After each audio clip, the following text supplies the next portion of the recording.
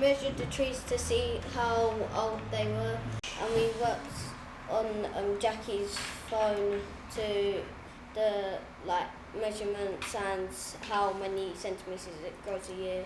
That is going to be an average, isn't it? It's not scientific. You know, some years it'll be 2.5 centimetres, other years it'll be a few. It depends how wet and dry different years are, and different climate and different years. So it's a good way of getting a rough figure. But to get the true figure, you'd have to cut the tree down and count the rings. But that's probably not such a good idea, because that would be the end of the tree.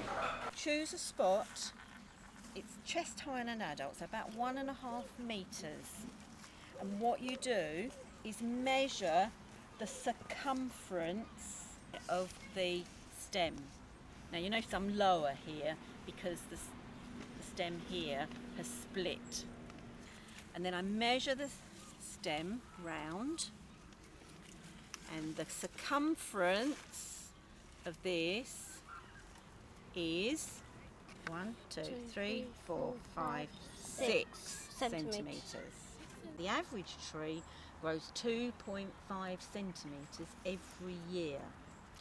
So if I divide 6 centimetres by 2.5, I will know how many years the tree has grown.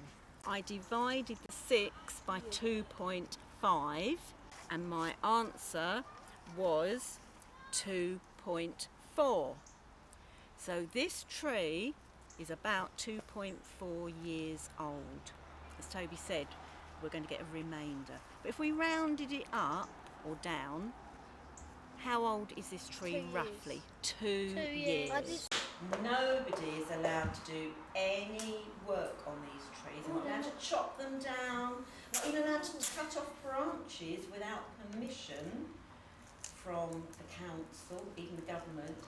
Can anyone remember what I called that document, that legal thing that's attached to these trees? Because they're so important, they're so old.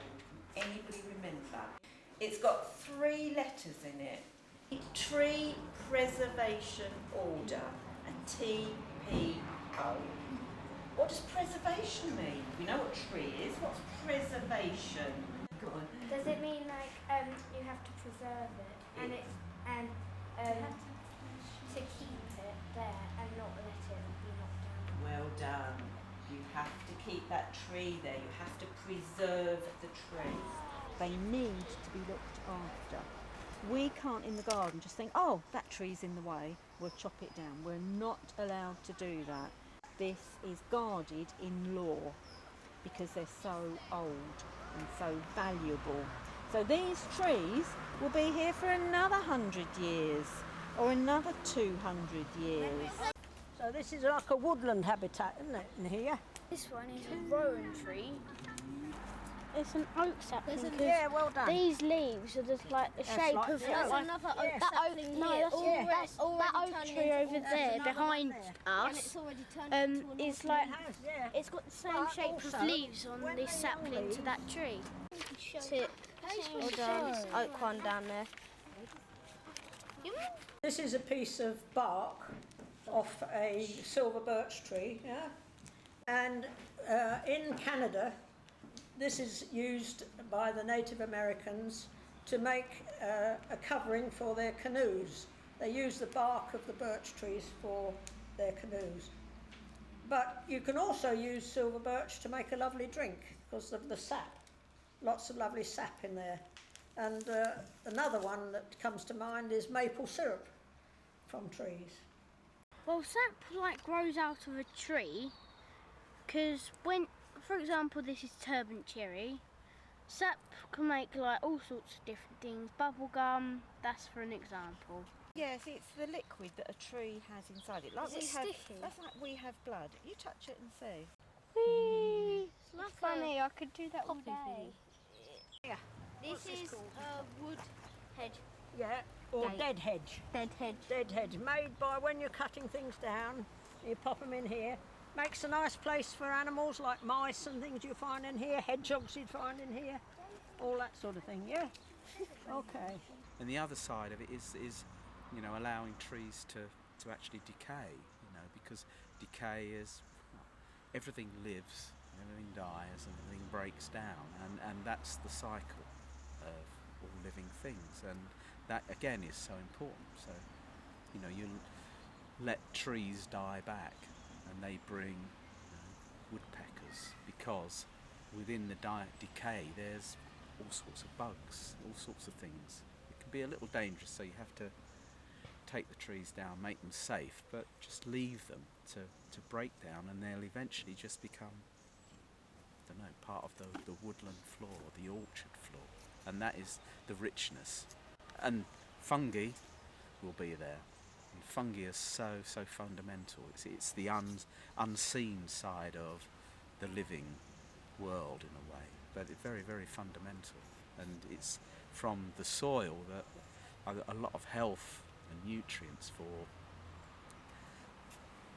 all plants, especially woodland plants, trees, they all have sort of fungi that go round the roots and every root fibre, and they're just masses of it, huge, miles and miles, and they all interchange and they can move nutrients around, and that is phenomenal.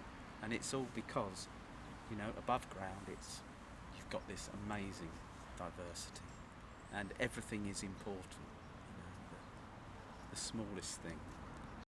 This is a piece of wood that is rotting away, and the fungi that cause the rot, they change the colour of the wood to a greeny colour, and when people pick these pieces up in the forest, they take them away and they use it for mosaic, where they want a piece of wood that's green colour, naturally green colour.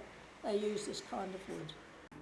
What's the most common bird seen at this time of year? I'm going to say a robin. And they're very, very much concerned with people. They come in your garden when you're digging the garden and so on. Or if I put some bird food out, they're down to it straight away. So I think they're the most common birds, really. Yeah, robins. That's my bird feeder, which I've put Cheerios on because that's their favourite.